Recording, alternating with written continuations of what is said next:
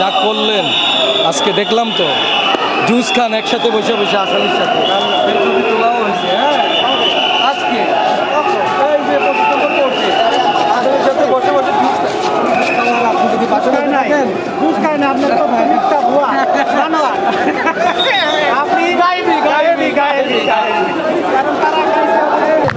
বিএনপির স্ট্যান্ডিং কমিটির মেম্বার আমির খসরু মাহমুদ চৌধুরী এবং মিডিয়া উইংসের প্রধান জহিরুদ্দিন স্বপনকে বিজ্ঞ আদালতে 10 দিনের আবেদন করে আইও প্রেরণ করেন রিমান্ডের জন্য। এটি একটি হত্যা মামলা। ঘটনা হচ্ছে আপনার কালভার্ট রোডে, আর ওনারা ছিলেন বিএনপি অফিসের সামনে। এইখান থেকে ওই ঘটনা দেখারও কোনো সুযোগ নাই। ওদিনকে বিএনপিতে লক্ষ লক্ষ জনতা এসেছে এবং সেই মিটিংয়ে বিএনপির এই মিটিংকে বানচাল করার জন্য বিরোধী দলীয় যারা আমাদের বিএনপির বিরোধী দলীয় অর্থাৎ বর্তমান সরকারের ষড়যন্ত্রমূলকভাবে এইখানে একটা ঘটনা ঘটিয়ে বিএনপি নেতাকর্মীদেরকে এই মামলায় আসামি করেছে।